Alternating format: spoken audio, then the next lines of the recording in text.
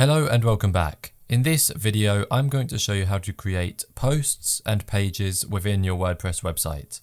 So there are many ways for you to do this. For example, one way would be to hover over the new button at the top and then select what you want to create. So we have post, media, page, or user.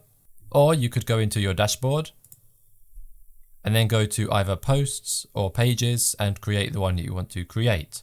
So if I want to create a new web page within my WordPress website, I will go to pages and then I'll click add new. And then I can add a title to my page and add the relevant content that I want to add to my page. As you can see, this would be using the block editor. If you want to use the classic editor instead, you would have to install and activate the classic editor plugin. But as you can see, this is how you can create a new page on a WordPress website. It is very, very easy. So you just go to add new page and then add the content and title to your page. So now let's look at how we can create a new post within a WordPress website. Simply go to posts on the left and then click add new. And then once again, you can add the title and the content to your blog post. Personally, if I am writing a blog post, I do not write it within WordPress.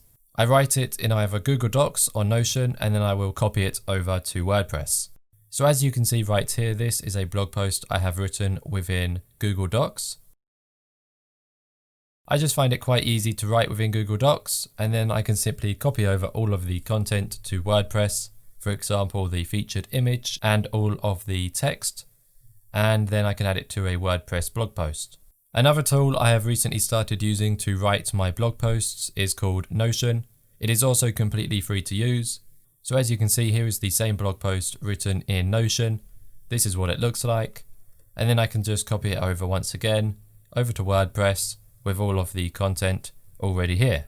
I like using either Google Docs or Notion because you can also write in the application on mobile devices. You can write on a laptop or anywhere you want to, and then simply copy it over. So that is how you can create posts and pages within WordPress. I hope you enjoyed it and I hope you learned something new. I will see you in the next one. Once again, thanks and goodbye.